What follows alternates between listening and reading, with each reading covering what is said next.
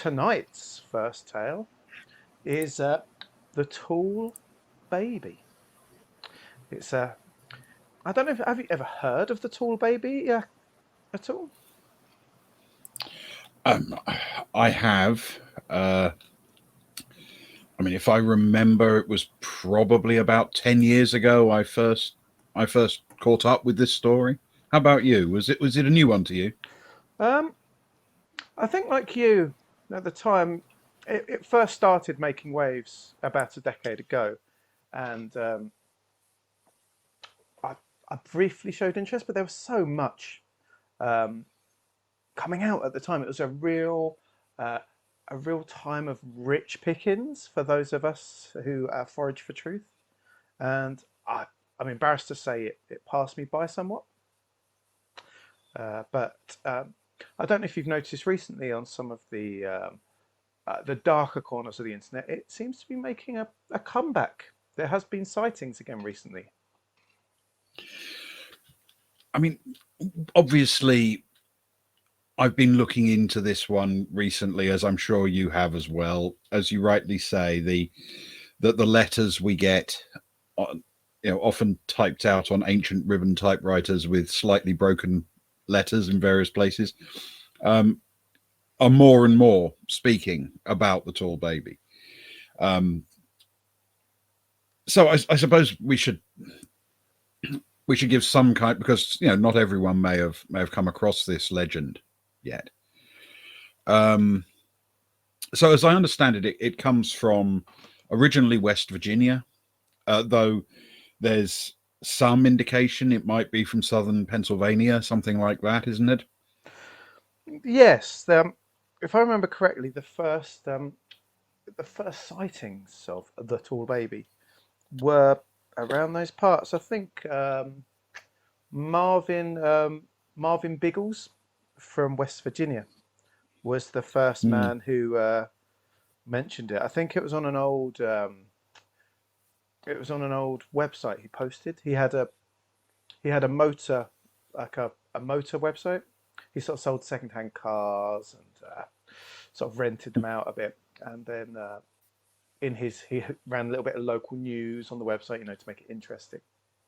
And then people were shocked one day when he posted this terrifying tale. it's it's an interesting one, isn't it? Because it isn't a classical haunting. Um, Most people who describe a haunting have a sensation of a physical form, or a sensation on their skin, or something they hear. But this one's a little bit different, because it's supposedly a form that can inhabit a living thing, can possess a living being, and when they are possessed, you can see them through the person you're looking at, which is, well, I must confess, I've never seen anything quite like that myself. Have you? No, not personally. No, I've been very fortunate. The sightings I have had haven't been quite so striking, I suppose. I don't know if you often find that the people that are most certain of such sightings are often in certain parts of rural America. They're very much my people in that regard. They're strong believers out there. Um, we have a question from one of our viewers, Kelly again.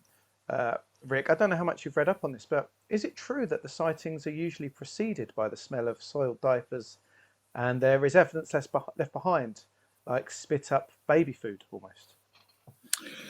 It is. I mean, I think that's where it comes from, the name, because the the possession itself. If you're looking at the possessed person, perhaps you see them, but you also see something in them or something around them. People's exact descriptions do change, but there is this repeated refrain of a very strong, unpleasant smell just before it arrives. And sure, the material left behind, people do talk about it being baby food, but it could be any sort of fairly gelatinous thing, couldn't it? I mean, I'm not aware of any laboratory actually being given any to test. Are you? Um, I would have to agree with you that none has ever made it to the laboratory, but there have been photos of this left behind baby food. Marvin Biggles definitely left some on his website, and when there was that big rush of the tall baby sightings around that the 6 months after that first sighting, there were definitely a few photos of it on the floor. I believe someone took a photo, they'd gathered it into an old milk bottle, and there was even a picture of someone crouched down over it pointing, if you remember that one. That was a bit pixely around the edges, but we were still in the early years of good phone photography at the time, so it's Mm. understandable. Uh, but it seems that maybe, I think it adds to the, I guess, the otherworldly nature of it, that quite often this baby food sort of dissolves and breaks down often within 24 hours before there is a chance for people to properly scientifically examine it. Well, this is one of the things that seems consistent in the myth. Nobody has been able to get any of this residue, whatever it might be, um, into a place where it can be examined. The bottle you describe allegedly, when they took it out of the bag, was empty. Um, and to me, that seems more like a miscommunication, or bringing the wrong bottle, or that the material, because if it's volatile enough to escape from the bottle, then it couldn't really have lingered on the ground long enough, surely. No, of course, and I think that definitely supports the theory that, I guess, if it is that whole situation, you would expect evidence to dissolve incredibly quickly. And so for me, the fact that everyone told a similar story about it does side more towards the possible. After, I mean, I do take your point, because obviously multiple stories that are very similar do point towards a consistent phenomenon. But there is the other side, which is that when this story broke big, we were in the era in which people already knew there were stories out there. They knew there were myths out there. They knew there were legends out there. And sometimes when I see a story that's essentially a replica of one I've already heard, I tend to doubt that it's an original experience. It's as if somebody else told the same story at a party, and then someone at the party thought, "Oh, that's cool. I'll put it on the internet," and didn't realize that what they were therefore doing was providing some kind of reinforcement for the original tale. It just smacks to me that the lack of physical evidence in a case where it's famous for having physical evidence, it's one of the key things, that strikes me as a little bit suspicious. So my guess is that the physical evidence they were seeing probably wasn't actually real. It may have been part of a delusion, or it's possible. I mean, of course, it's possible that it is something so otherworldly that it just can't be easily contained. Interesting point. Chat has been weighing in, as they often do, and they've made two very good points which do tie into the story. And I'm sure, Rick, you've heard um, this proof. I'm going to call it proof for now. I'm open, as always, to changing my mind. Um, but one of our listeners did say that she woke up with a massive off-white muslin square over her face and her ears ringing, like someone had been screaming for hours. She asks, was it a sighting? And if you remember correctly, that um, when there was over the last few months, when there's been a reignition in this tale, that was very much one of the side effects, I suppose, of this. Certainly, I mean, The muslin, I don't think I'd heard before, but it obviously could be connected. But the fact that the story, the tall baby, where it happens, you can clearly see that some people are very susceptible to it, and they do. I mean, there are witnesses of people screaming for hours in their sleep and being unable to wake. So that part absolutely fits. It could well be not literally a sighting, but certainly an encounter. Yes. And the other point made by another viewer is, and I think this goes back to a decade ago, and I think it was found in county records at the time that there was an increase in fertility rates in the neighbourhoods that the tall baby had been sighted in. That there were those close to those who had spotted the baby were falling pregnant at a much higher rate. That's never been fully explained, has it, Rick? It has not. And obviously, with my scientific hat on, I could point out that in rural communities, if people are sufficiently terrified of going out at night, they may turn their attention to other comforts, and that could lead to rising fertility rates. But um, realistically, I can't possibly assert that that's true. It could well be that this thing, whatever it is, has a clear impact on fertility. Hmm. Very. For me, that was one of the things that it's one of the things that held some weight to me. I know that in South Pennsylvania and parts of Virginia, of course, there people are quite religious, and Mm, so birth rates do tend to be higher at times, of course, due to their choices in protection and such like. Uh, but even then, it did seem like more of a spike to me. Looking at Rick, how I love looking through old charts and databases and records, of course. and there was a definite spike that, still for me, yes, someone like you could explain it away somewhat, but I don't think you can prove it definitely false. No, and without some form of real research with the the possibility of bringing real recording devices, real equipment, but though it does seem to be localized to one region of the United States, it's still a big area. You could spend your whole life wandering that area and never encounter it. It's hard to see how we'll get definitive answers, except possibly by luck. You know, somebody happens to have the right equipment in their hand when they encounter it, and that could always happen. Do you think there's anything significant about that area of sort of the southern Pennsylvania, northern West Virginia border? Is that an area that you think is uniquely important to this story, or would you suggest it's somewhere that's likely to attract all sorts of inexplicable phenomena?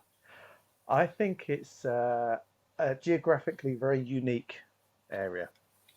Uh, I would say it's ideal for for spiritual or otherworldly sightings. I think the makeup of the landscape and the space there um, is so vast, as you say, and wide-reaching and varied that people can easily become confused and lost. And I think when our emotions are running high, our fears maybe, sense of being turned around and not quite sure where we are, that is often when the otherworldly come to us. They like to reveal themselves to us, show themselves fully to us in their natural state, and often it can be quite emotionally touching. Hmm. It's it is beautiful countryside. I visited some archives there and some old inns there some years back, and it is a lovely place to be. The mountains in West Virginia are stunning, and the river gorges across the sort of western part of the southern Pennsylvania plains are remarkable. They really are. And it is because of the terrain, of course, it breeds little isolated communities which aren't visible from each other. They're just around the next turn in the bend, or Mm. down a slope or up a slope or over a mountain, and that does breed this sense of being apart from the busyness of the world, I think.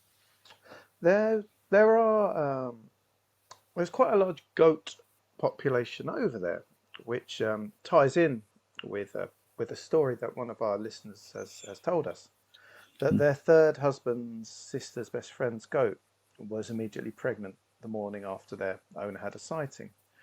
Do you believe that when these spiritual, otherworldly things come to us, that they can also leave their seed in the animals of the ground and the birds of the air, perhaps? Or do you feel that that's just by chance? I mean, it's one of those questions that's very hard to answer, isn't it? Um, as far as I'm aware, there's been no direct sighting of a possession of an animal by the tall baby. But perhaps that's not. Perhaps that's more of a classification issue.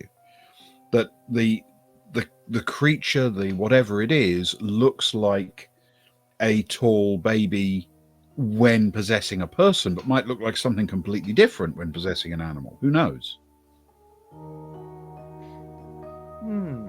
It's a it's a very good point. Much like the alien in Alien 3, I suppose, compared to Alien, when it takes over a dog and has a different shape. Perhaps Uh, the tall it's baby possible. becomes the tall kid, for all we know. Indeed. I mean, you've obviously looked into this. Do you think it's possible that the tall baby could possess an animal, could interact with an animal, and is that interaction necessarily a part of this fertility spike? Do you think?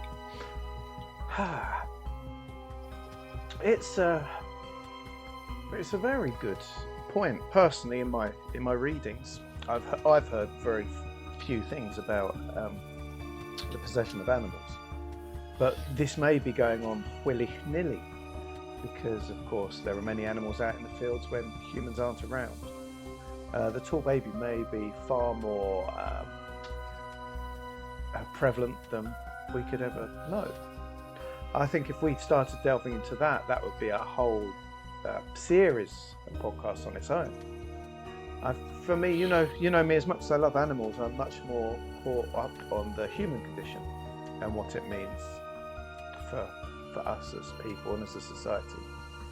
Um, what do you think that the tall baby's re-emergence means for modern society right now? Things have changed a lot in the last 10 years, and do you think people will take to it in the same way as they did previously? I I don't know if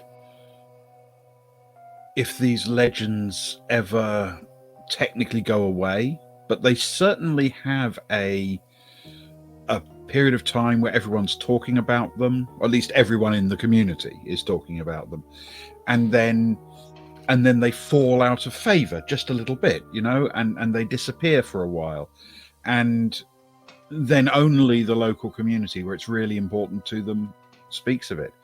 That they're 10 years ago, 9 years ago, you could have had conversations in a bistro in Paris that could have turned to the tall baby. Nowadays, I suspect you barely find anyone even as close as Pittsburgh who'd heard of it.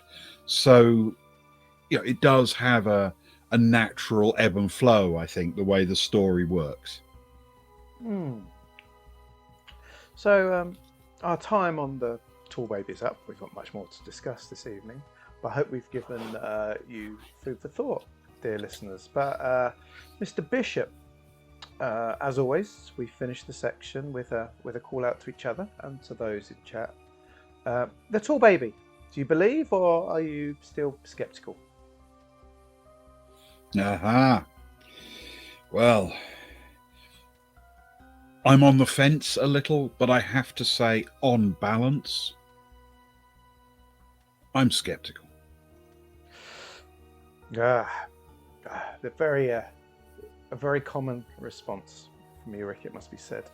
I myself, I'm a believer. I'm very much a believer generally, and this recent return to the to sightings of the tall baby has been very interesting.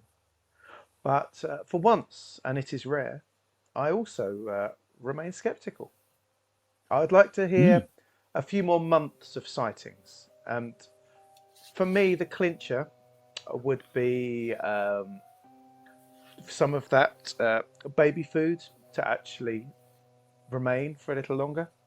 I think that would change everything for me. It's certainly something that would make a big difference for me as well. As would, I suppose, a new sighting bringing more information rather than just a rehashing of what we had before. Things that are real, you tend to get a little bit more revealed with each new encounter, if you know what I mean. Yeah, absolutely. Well, our viewers have definitely had their heads turned. There's an overwhelming belief that they believe. Well, that's excellent. Perhaps if enough people are interested, particularly in the area where these sightings happen, we will get some lovely new evidence. And we do love evidence on this channel, second only to hearsay and rumours, in my own personal opinion. Hearsay has a particular place in our hearts, it's true. It is, we are built on hearsay.